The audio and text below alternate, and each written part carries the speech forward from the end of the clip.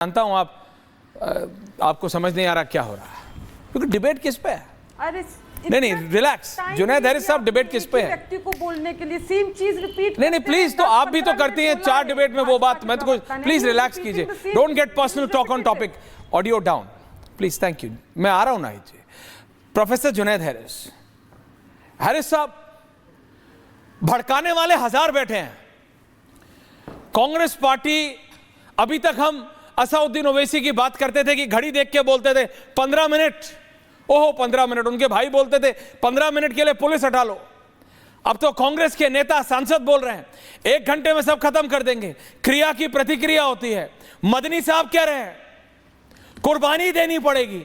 What is happening? Junaid Harris साहब, ये लगातार भड़काया जा रहा है। वक्फ के नाम पे गरीब मुसलमान ना सड़कों पे आ रहा है, ना आएगा, क्योंकि उसे समझ आ रहा है कि 400-450 लोगों ने 40 लाख एकड़ जमीन हड़प रखी थी। 40 लाख एकड़ को 50 गज से डिवाइड कर दीजिए, कितने लाख घर बनेंगे सोचिए। उसको तो आज तक 30 बाय 30 का कमरा नहीं मिला, वहां 5 सितारा मॉल बन गई। तो जब कहीं कुछ नहीं हो रहा तो डेलिबरेटली इस तरह की भावनाओं को भड़काया जा रहा है। क्रिया की प्रतिक्रिया होती है, कुर्बानी देनी पड़ेगी, 60 मिनट में खत्म कर देंगे। ये सब हम ओवैसी ब्रदर्स से सुनते थे। उनका भी हैदराबाद और बिहार के 1-2 पॉकेट से ज्यादा कुछ है नहीं, और ना ही इमरान मसूद का है। राशिद अल्वी साहब, मुझे नहीं लगता कि एमएलए का चुनाव भी जीत सकते हैं आज की स्थिति में। लेकिन ये रिवर्बरेटिंग इंपैक्ट होता है, इसका असर मासेस पे पड़ता है। हैरिस साहब, बोलना चाहिए आप लोगों को कि यह गलत है। भड़काना पूरी तरह से गलत है। कानून है इस देश का, वक्फ कानून है। अब जब कांग्रेस की सरकार आए, जो कानून हटाना चाहती है तो हटा दे, क्योंकि तब जनता लाएगी ना कांग्रेस को। अभी जनता लाई है बीजेपी को। बात सिर्फ इतनी है। प्रोफेसर हैरिस जी, मैं अपनी बात प्लीज। शुक्रिया आपका। पहली बात तो मैं ये बताऊं कि जो भी कानून को अपने हाथ में लेने की कोशिश करता है, तो हम मीडिया ट्रायल और मीडिया में बात करने के बजाय उसे कटहरे में क्यों नहीं खड़ा करते और वो सलाखों के पीछे नज़र क्यों नहीं आता। बहुत दिनों से मैं चर्चा ये सुनता चला आ रहा हूँ कि ओवैसी के भाई ने 15 मिनट की बात की, लेकिन इसके बावजूद क्या कार्रवाई की? मैं एडमिनिस्ट्रेशन से सवाल करता हूँ। मैं ये सवाल करता हूँ कि हम तो खुद कहते हैं कि जो भी कानून को हाथ मिले, चाहे वो हिंदू हो चाहे वो मुसलमान हो, जाहिर सी बात है उसे सज़ा मिलनी चाहिए। लेकिन उसके ज़रिया अवाम को भड़काया जाना मुझे किसी तौर पर भी समझ में नहीं आता। सज़ा क्यों नहीं दी जाती, हमें आज तक समझ में नहीं आया।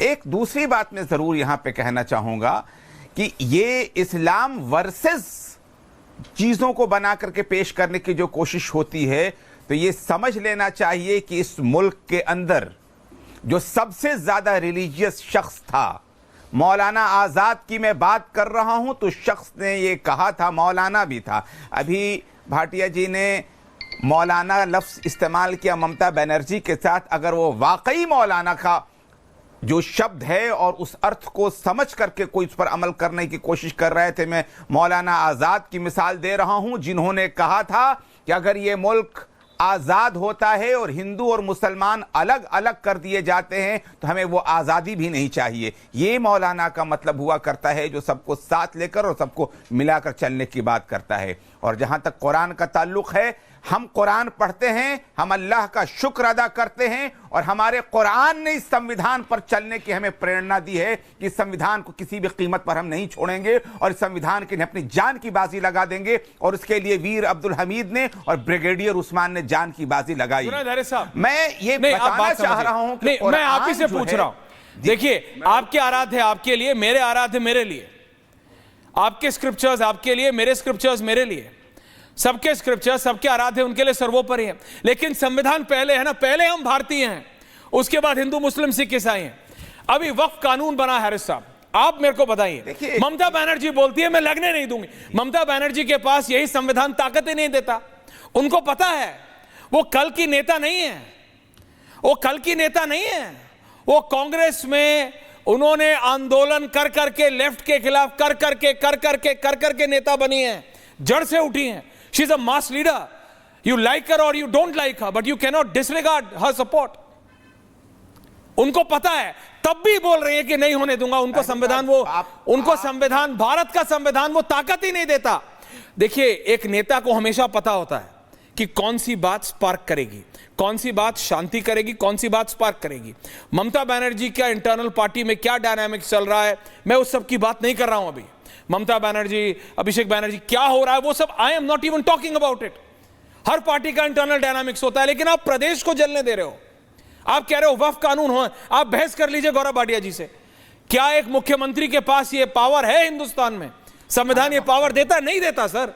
You are a well learned professor, आपको पता है नहीं देता। वो जानबूझ के बोल रही हैं, मैं ये कह रहा हूं। जी देखिए, मैं आपको एक चीज बता दूं, नहीं जी, मैं आपको एक चीज ये बताऊं, प्लीज बताइए। ममता बनर्जी ही की बात नहीं है, मैंने खुद तेलंगाना के हवाले से भी यही खबर पढ़ी कि उन्होंने भी कहा था कि तेलंगाना के मुख्यमंत्री ने भी कहा कि हम अपने यहां नहीं लागू होने देंगे। देखिए, इसमें कोई शक नहीं है कि संविधान के तहत जो लोग भी ये बात कर रहे हैं, भाटिया जी यहां पर जरूर बताएंगे कि जाहिर सी बात है, जब मुसलमान अपने मामले में इसको मुदाखलत समझता है कि जिस चीज को हमने दान दिया हमारा अधिकार उस पर से हट रहा है, इस हवाले से वो एक लड़ाई लड़ने की बात कर रहा है। लेकिन संविधान को लड़ाई अब सड़कों पे आग थोड़ी लगा देंगे। अनुसार आप लड़ाई संविधान के अनुकूल लड़ेंगे ना।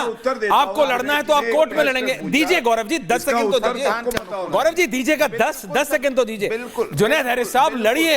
मैं आपको डेमोक्रेसी में कैसे लड़ा जाता है, डेमोक्रेसी में कैसे आंदोलन किया जाता है, आपसे कह रहा हूं। आप जंतर मंतर पे 2 साल करिए, 3 साल करिए, 5 साल करिए, आप आग थोड़ी लगा देंगे।